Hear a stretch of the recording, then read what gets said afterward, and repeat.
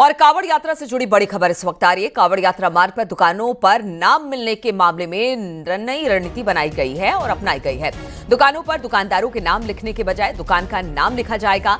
Licence number, दुकान का नाम, पता, मोबाइल नंबर, ईमेल आईडी यदि है तो लिखा जाएगा। और इसके लिए खाद्य सुरक्षा और औषधि प्रशासन विभाग FSDA ने ये प्रपत्र जारी किया है। इस प्रपत्र में टोल फ्री नंबर और फूड सेफ्टी कनेक्ट ऐप के तहत QR कोड लगा होगा। यदि कोई व्यक्तिगत तौर पर जानना चाहता है तो वो इस ऐप पर जा सकेगा। QR कोड को स्कैन करते ही ग्राहक पूरा विवरण दे सकेंगे। इसमें दुकानदार के नाम से लेकर अन्य सभी विवरण भी सामने आ जाएगा। ऐसे में ग्राहक फीडबैक दे सकेंगे। तो देखिए, जिस तरह से लगातार खाने पीने की चीजों को लेकर कांवड़ यात्रा में जो होटल हैं उनको लेकर सवाल उठ रहे हैं, इसलिए अब ये एक तरह से कह लीजिए कि लोगों की सुविधा के लिए ये ऐप बना दिया गया है, जिसमें पूरी डिटेल उस दुकान की होगी जहां से कांवड़ जो यात्री हैं वो सामान खरीदेंगे।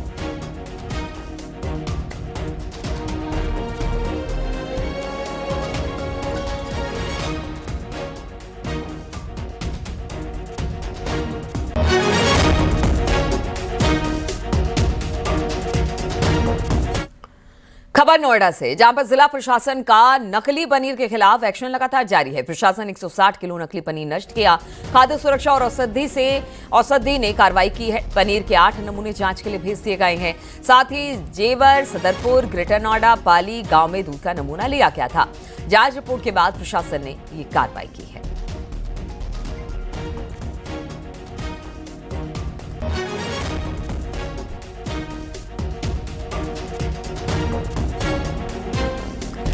तो 160 किलो नकली पनीर को नष्ट किया गया है। लगातार फूड विभाग जो है वो उसकी जांच कर रही है और इसी के तहत ये कार्रवाई की गई है।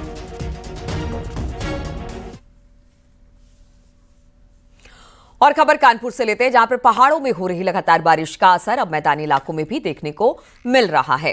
कानपुर में गंगा नदी उफान पर है। गंगा का जलस्तर तेजी से बढ़ रहा है। गंगा में बोटिंग इस वक्त बंद कर दी गई है। वहीं बैराज के 15 गेट इस वक्त खोल दिए गए हैं। बीते कुछ दिनों में उत्तराखंड में लगातार बारिश हो रही है। भारी बारिश का असर अब मैदानी इलाकों में देखने को मिल रहा है। बैराज के आसपास के इलाके जहां पर गांव बसे हुए हैं उनको अलर्ट कर दिया गया है, ताकि किसी भी आपात स्थिति से निपटने के लिए पहले ही तैयारियां की जा सके। जो पानी वहां से चला है समथिंग 1,16,000, पीछे 1,22,000, उसको देखते हुए हमने अभी गंगा बैराज के 15 गेट खोल दिए हैं सर। और गेज में जो वाटर लेवल में लगातार ड्यूटी चल रही है, शिफ्ट ड्यूटी चल रही है, सामान ड्यूटी चल रही है, बराबर वॉच कर रहे हैं। पानी देखा जा रहा है और कटरी वगैरह में सूचना दी गई है कि जो है पानी ज्यादा आ रहा है, आप अपना सुरक्षित रहें और निकल जाएं। नरोना डैम से 1 लाख क्यूसेक पानी छोड़ा जा चुका है और ये रोज संख्या बढ़ती जा रही है। और ऐसे में अधिकारियों की परेशानियां भी, क्योंकि गंगा कटरी के किनारे 28 ऐसे गांव हैं जिनके छोर तक अब पानी पहुंच चुका है। न्यूज़ 18 टीम बैराज पर आप देख सकते हैं, जहां तक कैमरे की नजर जा रही है, पानी पानी और पानी। और ऐसे में 15 वो गेट्स हैं, चैनल्स हैं जो खोल दिए गए हैं, क्योंकि 30 इसके गेट हैं, 15 गेट इसके खोल दिए गए हैं और पानी का बहाव तेज है और ये चेतावनी बिंदु के करीब पहुंचा जा रहा है। अगर अधिकारियों की माने तो आने वाले 48 घंटे में ये चेतावनी बिंदु तक पहुंच जाएगा और अधिकारी अपनी पैनी नजर बनाए हुए हैं। अगर अधिकारियों की माने तो अधिकारियों की जो निर्देश दिए गए हैं उन बाढ़ चौकियों को, ताकि कटरी के किनारे रहने वालों को अलर्ट मोड पर रखा जाए। उनको मोबाइल नंबर्स भी दिए, यदि पानी का लेवल और बढ़ता है तो वो सुरक्षित स्थानों की तरफ जा सकते हैं। जर्नलिस्ट आशीष पांडे के साथ अमित गंजू, न्यूज़ 18 बैराज कानपुर। और उत्तर प्रदेश में बहुमंजिला इमारत की 10 साल में सुरक्षा जांच जरूरी हो गई है। योगी सरकार ने बहुमंजिला बिल्डिंगों के सेफ्टी ऑडिट को अनिवार्य कर दिया है।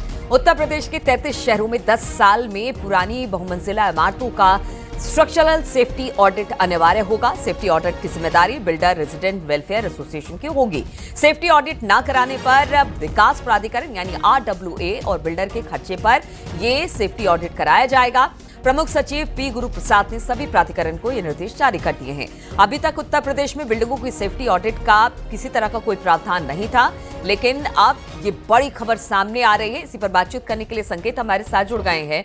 संकेत, ये अच्छी खबर है क्योंकि देखिए आजकल तो मल्टी स्टोरीज बिल्डिंग हो रही है और बहुमंजिली इमारतों में लोग रह रहे हैं। ऐसे में सेफ्टी ऑडिट बहुत जरूरी है, जिसे अब अनिवार्य कर दिया गया है। में जितनी भी बहुमंजिला इमारत है, इनकी सुरक्षा को देखते हुए सरकार ने सीधे तौर पर निर्देश दिए हैं और विभागीय प्रमुख सचिव पी गुरु प्रसाद ने निर्देश सभी प्राधिकरणों को और सभी जिलों में जारी कर दिए हैं। इसमें सीधे तौर पर इन निर्देशों में कहा गया है कि 10 वर्ष पुरानी जो भी इमारतें होंगी उनका पूरी तरीके से स्ट्रक्चर सेफ्टी ऑडिट कराना अनिवार्य होगा। इसके निर्देश पी गुरु प्रसाद ने दिए हैं और इसे बिल्डर अपने खर्चे पर कराएंगे ये ऑडिट।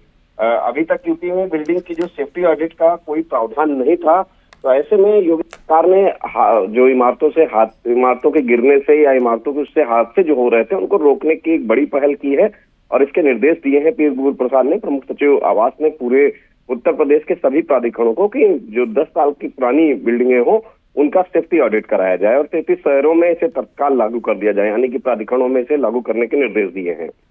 ठीक है, बहुत बहुत शुक्रिया आपका संकेत जानकारी देने के लिए। तो इमारतों का स्ट्रक्चरल सेफ्टी ऑडिट जरूरी होगा, 10 साल के बाद और जरूरी हो जाएगा और RW इसे देखेगा। अब सभी प्राधिकरण को इस बात के निर्देश जारी कर दिए गए हैं। आगरा में थाना सिकंदरा क्षेत्र में एक फर्नीचर की फैक्ट्री में आग लग गई। शॉर्ट सर्किट से आग लगने की संभावना है। आग लगने की सूचना पर पहुंची दमकल की कई गाड़ियों ने आग पर काबू पाया। ये तस्वीरें हम आपको दिखा रहे हैं किस तरह से आगरा की एक फैक्ट्री में यह आग लगी। बताया जा रहा है कि जब तक दमकल विभाग की गाड़ी वहां पर पहुंचती, आग पर काबू पाया जाता, तब तक पूरी तरह से जो भी सामान उसके अंदर था जलकर खाक हो चुका था। लखनऊ में आईटी विभाग की बड़ी कार्रवाई हुई है। बाबू बनारसी दास ग्रुप की संपत्ति जब्त की गई है। करीब 100 करोड़ रुपए की संपत्ति बताई जा रही है जिसे जब्त किया गया है। 20 बेनामी संपत्तियों को इनकम टैक्स ने जब्त किया है। 2021 से बेनामी संपत्तियों की जांच चल रही थी।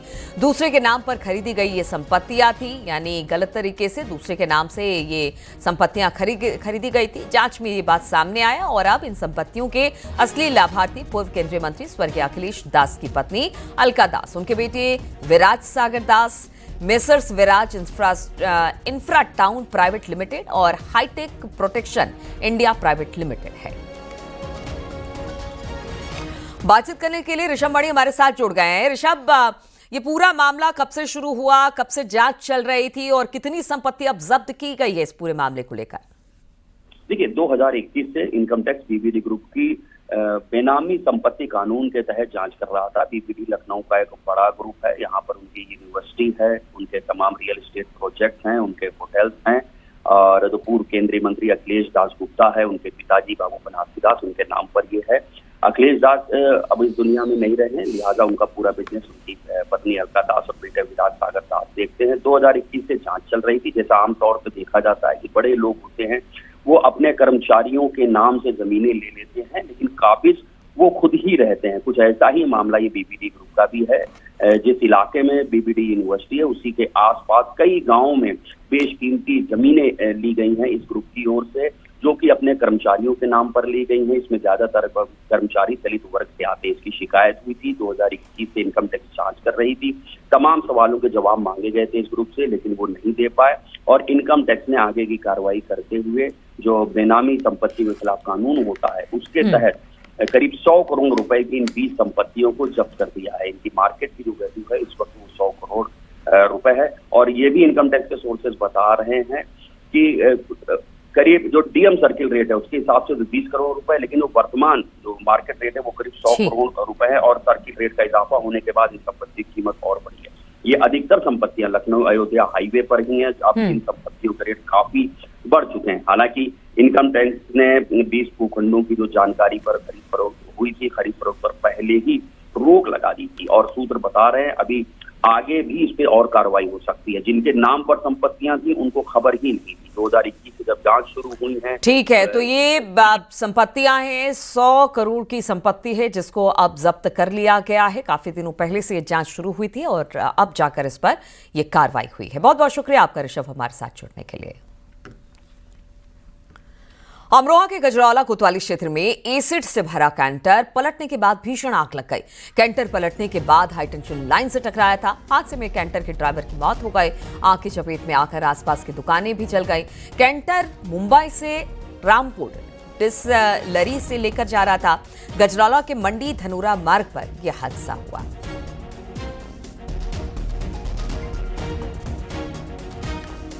राजधानी लखनऊ में सभी निजी स्कूलों की मान्यता की जांच अब शुरू हो चुकी है। बीएसए ने स्कूलों को 3 दिन में प्रमाणित दस्तावेज देने के निर्देश दिए हैं। एक मान्यता पर कई शाखाएं चलाने की शिकायतों पर यह जांच अब की जा रही है। गैर मान्यता प्राप्त शाखाओं पर सख्त कार्रवाई होगी। सीबीएसई, आईसीएसई स्कूलों को भी बेसिक से लेनी होगी 1 से 8 तक की मान्यता। बिना अनुमति अतिरिक्त विषय पढ़ाने वाले स्कूल जांच के दायरे में समय पर दस्तावेज न देने पर अनुशासनात्मक कार्रवाई भी होगी। तो देखिए, ये बड़ी खबर सामने आ रही है। बातचीत करने के लिए नितिका इस वक्त और हमारे साथ जुड़ गई हैं। नितिका, किस तरह से ये पूरा मामला निकलकर सामने आया और कितने स्कूल इसके दायरे में आ गए हैं? देखिए, बीएसए कार्यालय को कई सारे ऐसे मामलों की शिकायत मिली थी जहां पर मान्यता के आधार पर शाखाएं, एक मान्यता के आधार पर कई सारी शाखाएं चलाई जा रही थी। ये भी सामने आया था कि स्कूल प्रबंधन ऐसी शाखाएं चला रहे हैं जिनकी मान्यता ना तो बेसिक शिक्षा परिषद से है और ना ही वो आरटीई कोटी में रजिस्टर्ड हैं। तो अब इस पर इसका संज्ञान लेते हुए राजधानी में जितने भी निजी विद्यालय संचालित होते हैं उनकी मान्यता की अब गहन जांच शुरू कर दी गई है। बीएसए की ओर से स्कूल प्रबंधकों को अब नोटिस जारी किया गया है। इनमें मान्यता से जुड़े हुए जो तमाम दस्तावेज हैं वो अब इन स्कूलों को 3 दिन के अंदर उपलब्ध कराने होंगे और अगर वो ऐसा नहीं करते हैं तब भी उनके खिलाफ कार्रवाई की जाएगी। इसके अलावा जो सीबीएसई और आईसीएसई के स्कूल हैं उनके लिए भी बेसिक से मान्यता लेना जरूरी है। क्लास 1 से क्लास 8 तक की जो मान्यता बेसिक शिक्षा परिषद से है वो लेना जरूरी है। तो ऐसे स्कूल प्रबंधकों नितिका, एक मान्यता पर कई सारे ब्रांचेस, यानी अगर एक स्कूल के लिए मान्यता ली जाती है और उसके बिहाफ में कई सारे और उसके ब्रांचेस खोल दिए जाते हैं, वैसे ही स्कूलों पर यह कार्रवाई की बात हो रही है कि अगर एक स्कूल के लिए लिया आपने तो एक ही मान्यता पर एक ही स्कूल चलेगा? देखिए, बिल्कुल, राजधानी में ऐसी कई सारे स्कूल्स हैं जिनकी कई सारी मल्टीपल ब्रांचेस हैं। तो कुछ शिकायतें ऐसी आई थी कि मान्यता तो एक स्कूल की है लेकिन ब्रांचेस कई सारी खुली हुई हैं। तो अब उसी शिकायत का संज्ञान लिया गया है। इसके अलावा कई सारी ऐसी भी क्लासेस हैं जो कि जांच के दायरे में आएंगी जो कि बिना अनुमति के चल रही हैं। जैसे कि अगर आपके पास किसी क्लास को संचालित करने की मान्यता नहीं है लेकिन आप उसमें अवैध रूप से अगर दाखिले ले रहे हैं तो उसके खिलाफ भी यहाँ पर कार्रवाई होगी। तो एक तरह से जितने भी निजी स्कूल हैं उनकी मान्यता है या नहीं, उनकी जो तमाम बिल्कुल, तो उन्हीं दस्तावेजों को खंगालने का काम अब बीएसए करेगा। बहुत बहुत शुक्रिया आपका नितिका हमारे साथ जुड़ने के लिए। और संभल में बड़ा सड़क हादसा हुआ है। कार हादसे में मरने वालों की संख्या बढ़ी है। कार हादसे में 8 की मौत हो गई है। 2 घायल कार सवार दूल्हे समेत 8 की मौत की अब खबर मिल रही है। सीएम योगी ने हादसे पर दुख जताया है। जुनावई थाने की घटना बताई जा रही है जो कि बेहद दुखद है। पहले 5 की मौत की खबर आई थी, 5 लोग घायल थे, लेकिन अब बताया जा रहा है कि उसमें से भी 3 की मौत हो गई है। अब यह आंकड़ा बढ़कर 8 हो गया है।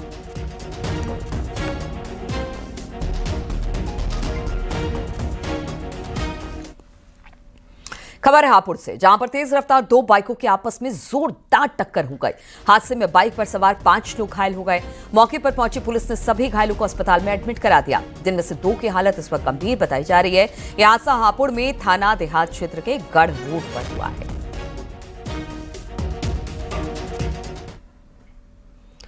सहारनपुर से खबर, जहां पर सड़क हादसे में नवजात समेत 2 की मौत। अनियंत्रित डंपर ने बाइक सवारों को कुचल दिया है।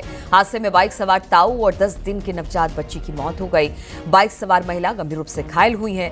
कोतवाली बेहट इलाके के गांव संसारपुर में पास यह हादसा हुआ। घटना में मृतकों के परिजनों में कोहराम मचा हुआ है।